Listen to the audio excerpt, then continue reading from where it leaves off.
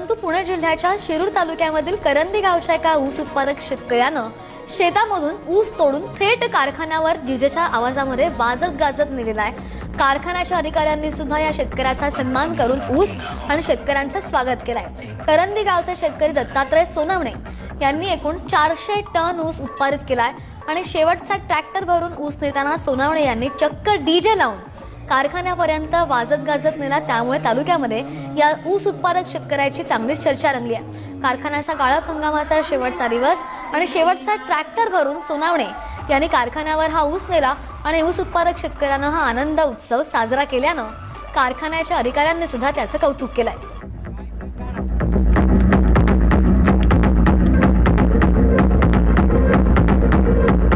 कभी लौट ना होगा, एक अंबानी का सपना है, उसने